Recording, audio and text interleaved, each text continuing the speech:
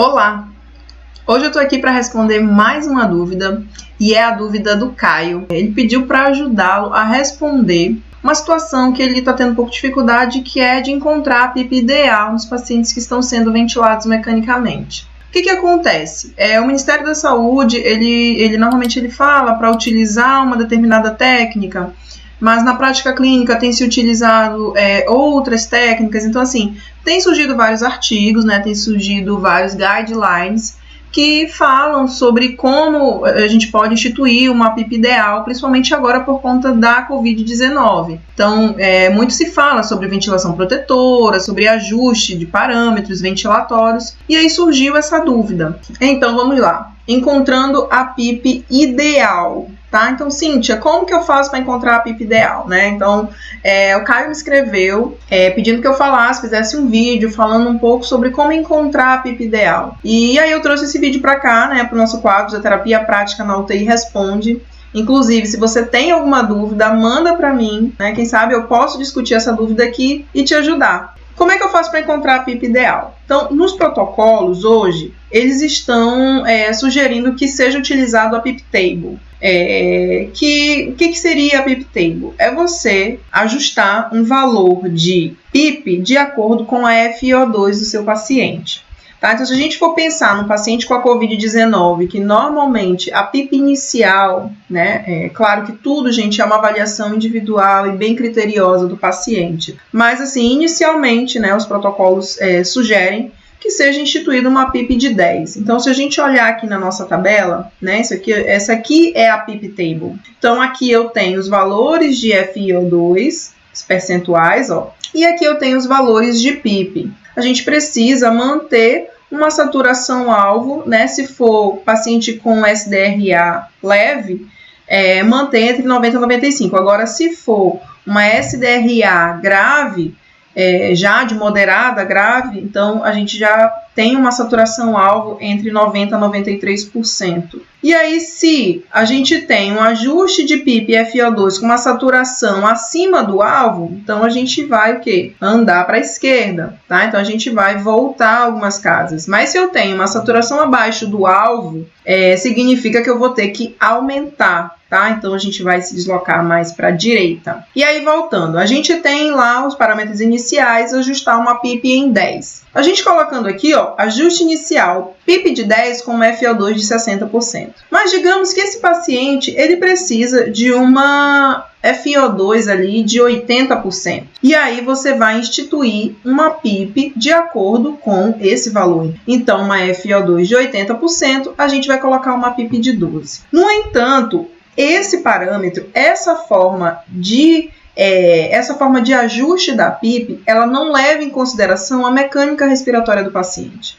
Ela não leva em consideração a complacência desse paciente. Ela não leva em consideração se eu aumentar essa PIP para 12, qual é o impacto que vai ter na pressão de platô e também na driving pressure desse paciente. Então, por isso que muitos fisioterapeutas na prática clínica não têm utilizado a PIP Table. Outro fator também é que a gente sabe que existem fenótipos da Covid-19. Então, eu tenho um fenótipo que o paciente ele vai ter uma complacência quase que normal, que é o low, e a gente vai ter um fenótipo também, que é um paciente que ele já vai ter uma característica mais de SDRA grave, que é o fenótipo H, high, né, de alto. Ele vai ter uma complacência mais diminuída.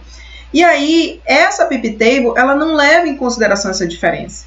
Ela não leva em consideração essa hiperdistensão alveolar que pode ocorrer no paciente, e ela não leva em consideração essa hiperdistensão que está ocorrendo dentro do alvéolo, que é monitorizado pela pressão de platô e pela driving pressure. Se eu tenho um paciente com fenótipo L, é um paciente que ele tem uma complacência bem próxima do normal, qual é o impacto que uma PIP elevada vai gerar na mecânica respiratória e vai gerar nos valores de pressão desse paciente, de pressão de platô, de driving pressure, e como que vai ser? Como que ele vai responder? Eu não tenho como saber se eu colocar apenas a PIP Table. Outra coisa, a PIP Table, ela parece, né, assim, ela não parece ser muito individualizada. E a gente sabe que nos pacientes que estão internados na UTI, a conduta, qualquer paciente, a conduta ela tem que ser individualizada,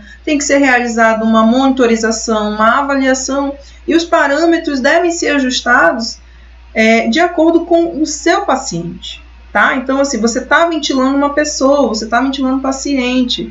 Então, não é você ver aqui, ele está precisando de uma FO2 80% e eu vou ajustar uma PIP de 12. O Ministério da Saúde, nos protocolos, ele tem sugerido o uso da PIP Table, porém, ela tem essas desvantagens que eu falei para vocês. Mas, Cíntia, como que seria então, né, que inclusive foi a dúvida do Caio, né? Ele fala, mas então como é que eu vou encontrar essa PIP ideal? Então vamos lá. Hoje o que tem se falado a respeito, né, da PIP ideal é o quê? É você fazer uma titulação da PIP, certo? Então assim, a gente tem várias formas de encontrar a PIP ideal, tá? Então tem a curva de pressão-volume, tem a PIP Table, tem a titulação da PIP, mas assim, se a gente for pensar fisiologicamente, a titulação da PIP, ela parece ser bem mais lógica, né? Mais individualizada e ela parece ser menos agressiva, né? Porque você tem uma monitorização, você consegue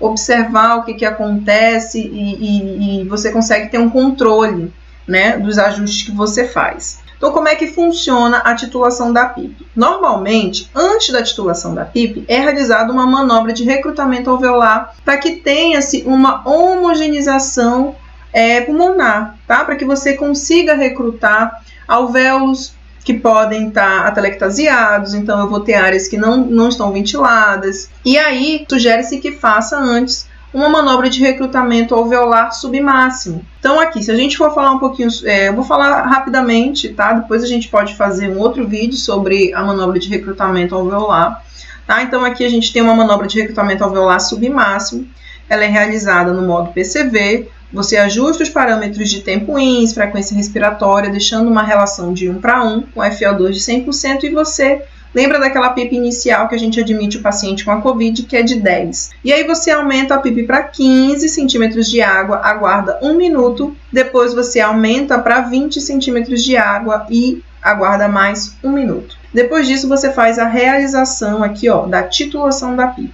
Você vai, depois que você fizer tudo isso aqui, você vai retornar o seu paciente para a modalidade de VCV, se ele estava sendo ventilado em VCV, ou se ele estava sendo ventilado em PCV, você vai passar ele para VCV. Então, a titulação da PIP a gente vai fazer na modalidade VCV, colocando uma pausa inspiratória de 0,2 segundos, com volume corrente mais ou menos entre 5 a 6 ml por quilo de peso. E aí, lembra que aqui a gente parou com uma PIP de 20? Pois é, a gente não vai mexer nessa PIP. A PIP vai iniciar com 20 centímetros de água. FiO2 mantém e a gente vai reduzir a PIP 2 pontos a cada 30 segundos. Então, 2 pontos de PIP, aguardar 30 segundos em cada valor. Toda vez que a gente for esperar aqui esses 30 segundos, a gente vai identificar aqui, ó. Eu trouxe essa tabelinha para vocês que é muito legal para quando a gente for fazer, para quando vocês forem fazer a titulação da PIP. Então a gente tem aqui, ó, PIP de 20, de 18, 16, 14, 12, 10 e 8. E aí você tem aqui a mensuração, a monitorização da pressão de platô, da driving pressure, da complacência estática, nome do paciente, data, hora que você realizou a titulação da PIP. E aí você vai colocar, então, quando o paciente estava lá na PIP de 20, enquanto você está aguardando ali os 3 segundos, logo no finalzinho do ciclo, você vai registrar aqui, ó, quanto deu de pressão de platô, quanto deu de driving pressure, quanto deu a complacência estática desse paciente. Mesma coisa quando você baixar para 18, vai anotar todas essas variáveis, certo? Então, retornando aqui, ó, vai identificar a pressão de platô, driving pressure e complacência em cada valor da PIP. E o valor da PIP que tiver a menor driving pressure e a melhor complacência vai ser a sua PIP ideal. Realizar a gasometria após 2 horas e se esse paciente não responder depois de 2 tentativas de titulação da PIP, ele continuar mantendo uma relação PaO2 FiO2 menor que 200, ele pode ser indicativo já para ser realizado a posição prona. Depois que eu fiz a titulação da PIP, eu retorno esse paciente para a PCV, faço um novo recrutamento alveolar, porém agora eu não aguardo mais 60 segundos, agora serão 30 segundos, e quando eu finalizar, eu já vou ajustar os parâmetros, inclusive a PIP, que eu achei a PIP ideal, eu já vou deixar ela ajustada quando eu retornar os parâmetros do ventilador. Então, essa maneira, a titulação da PIP, como eu falei para vocês, ela é mais individualizada, ela leva em consideração a monitorização da mecânica respiratória do paciente, né, complacência, resistência, você consegue avaliar, fazer todos os cálculos e avaliar a beira-leito que está acontecendo no momento que você está fazendo a titulação. E não simplesmente você ver a FiO2 e colocar uma PIP por conta da FiO2, mas sim você avaliar, você ajustar uma PIP que não vai ser agressiva ao pulmão desse paciente, que não vai causar uma hiperdistensão alveolar e, consequentemente,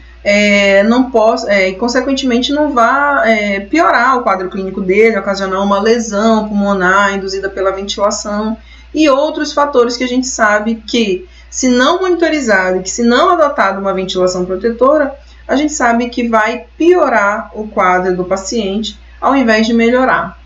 Então é isso. Eu espero ter respondido a sua dúvida, Caio. E você, se tiver alguma dúvida, escreve para mim. E quem sabe eu trago a sua dúvida para cá, a gente discute, a gente estuda e aprende um pouco mais sobre o mundo da fisioterapia intensiva, tá? Se você gostou, dá uma curtida, segue a gente lá, Fisioterapia Prática na UTI, no YouTube, no Face, no Instagram. Inclusive no Instagram, lá no nosso link que está na bio, você se cadastra e vai sempre receber as postagens novas, os novos conteúdos em primeira mão. Então, um grande abraço e até a próxima. Tchau, tchau.